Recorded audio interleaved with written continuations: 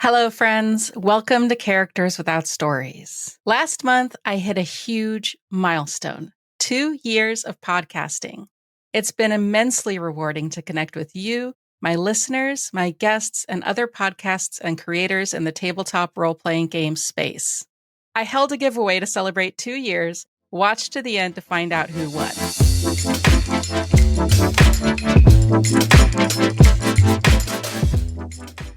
Before moving to Oregon, just before the COVID pandemic hit, I was creating art collaboratively with a few friends in Oakland, California.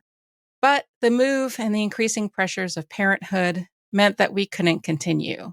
I got depressed. I didn't realize how much I needed to have a creative outlet. And then, out of the blue, probably while looking at my own list of unplayed characters, it hit me. I'm probably not the only one who has a list of characters they want to play. I bet those people would want to talk about them. It was one of those ideas you can't ignore. And for me, when an idea like that strikes, I have to act on it as soon as possible. I needed to get something out there, at least a proof of concept. Did this idea have wings? Would it be interesting to anyone else? I didn't have a plan in mind. I had just finished devouring NADPOD and the Adventure Zone, and I was new to even listening to podcasts. I went to my friend Andrew with my idea, a list of questions and an intro script and a $50 Amazon Basics microphone, and we hopped on Discord and we recorded.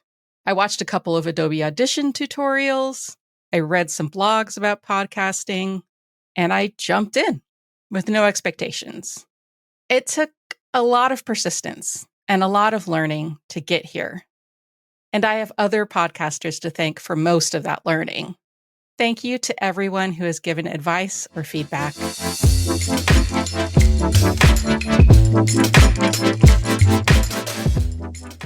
It became clear to me very early on that what was interesting about the podcast was not the stats of the characters, but the themes. What are the guests bringing to the table outside of the character sheet? What of ourselves do we bring to our characters, and why? Why do people build characters and play games the way that they do? And what kind of stories do we want to tell? Why do we even play tabletop role-playing games? To continue to have interesting conversations about these questions, I needed to bring a diversity of players and a diversity of games to the table. I set out to diversify my games and my guests, and I want to hold myself accountable by sharing where I started, where I've made progress, and where I need to do more work. So I did some research, and here's where I get into the results. Feel free to skip this section if you're not a fan of statistics. First, some caveats. I only have 11 episodes in my first season, I have 23 in my second season, and I'm only about halfway through my third season. I'm also only working with the information that I have or can reasonably assume, especially when it comes to things like disability or membership in the Alphabet Mafia.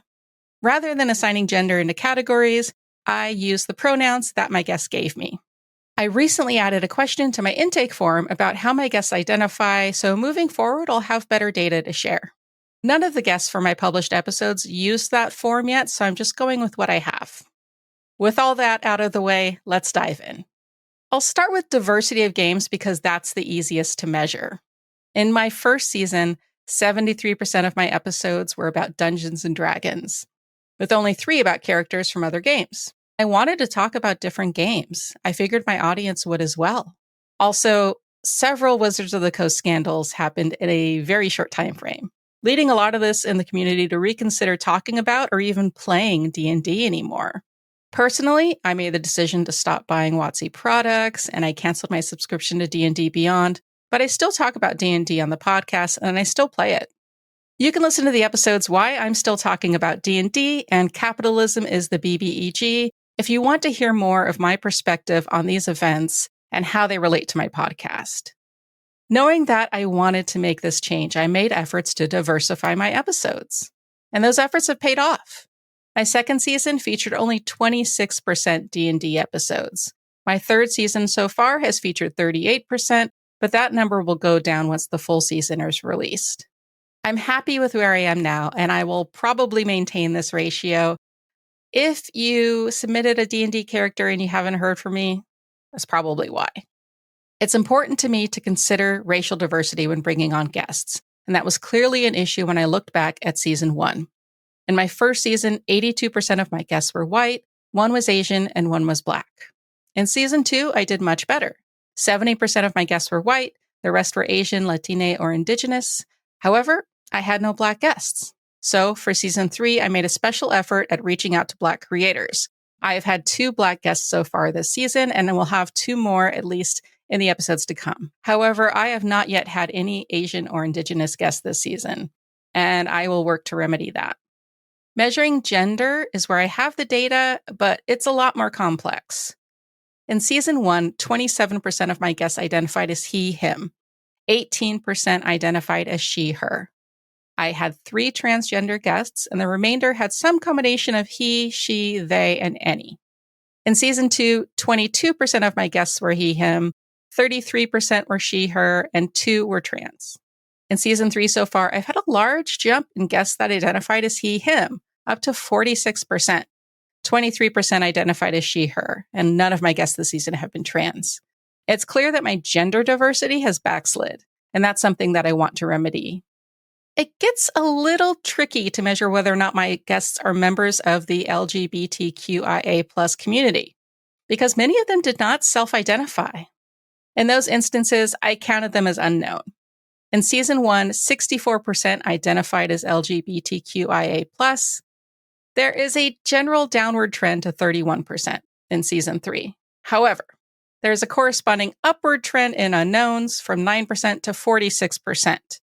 With all the unknowns, I don't think it's clear enough to truly make a statement, but I'll be keeping my eye on it as I have more information self-identified by my guests. Disability is another topic where there could be guests with disabilities that aren't apparent. In this case, I only included as disabled anyone who explicitly stated that. In season 1, I had 2 disabled guests. In season 2, I had 3 disabled guests, and I have not yet had a disabled guest this season. Obviously, that's something I'd like to work on too. Looking back, I realized that there are other measures that I should consider and have added them to my form. One is neurodiversity. Many of my guests have talked about having ADHD or being autistic, and I've appreciated hearing their points of view. As I'm starting to make more video content, another thing I want to be aware of is body size. If you have any thoughts about things I maybe haven't considered, I'd love to hear them. So what are my takeaways? Diving deep into my guest diversity data has been enlightening. It's clear I've made some progress, but I still have much to do. It's also clear that as I make progress in one area, I should be careful not to backslide in the progress I've made in other areas. Anecdotally, about 80% of my submissions are from white people. Most of my non-white or disabled guests have been actively recruited. I'll keep reaching out to creators I love who can bring unique perspectives to the table. I'm also putting out a call to you, my listeners, to introduce me to any amazing creators I should meet, or to submit yourself.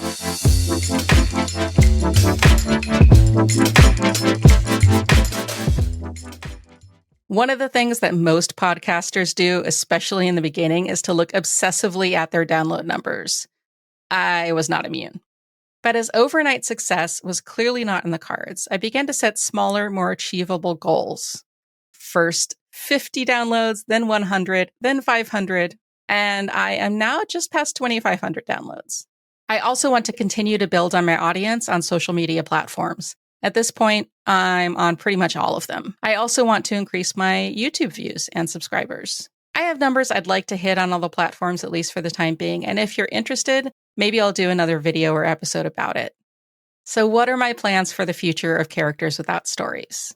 First and foremost, to talk about fascinating characters with fascinating creators. That won't change. I'm always looking to feature a diversity of games and guests. I've also been enjoying being a guest on others' podcasts and platforms. Being a part of D&D Denial's Moonstone Matriarchy stream has been a blast, and I love the opportunity to turn the tables and guest on other podcasts as well.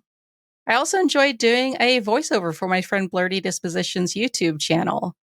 If you want a guest on your podcast or actual play, a voiceover, hit me up. Who knows? Maybe we can work together. Building a community with other podcasters has been incredibly rewarding. I love listening to and watching all your podcasts and streams. I wish I had 24 more hours in the day just to listen to other people's podcasts. Reviewing others' podcasts, featuring other podcasts in my episode outros, and doing ad swaps is part of my commitment to lifting up the work of other creators. If you're interested in doing an ad swap, let me know. Speaking of lifting up others' work, I want to give a special shout out to the Curiographer for giving me their beautiful cover art for my podcast. Please go check out their Instagram at The Curiographer and go buy their merch on Inked Gaming and Redbubble. My deepest gratitude to all of you who are with me from day one and those of you who have just discovered my podcast. And to the people recommending the podcast to their friends or writing reviews, you're beautiful and I love you. On to the giveaway. Congratulations to Tales from the Fandom, who won the grand prize of a 1-minute voiceover. The second prize went to Dave Clark, a Curiographer inked gaming mat. Third prize went to Of Gods and Game Masters, a Curiographer dice bag. And finally, these people are getting stickers. Bald Beastie, Snake Witch, and Vindication. If I haven't contacted you yet, please reach out. Here's to the years ahead. Thank you, and may all your characters find their stories.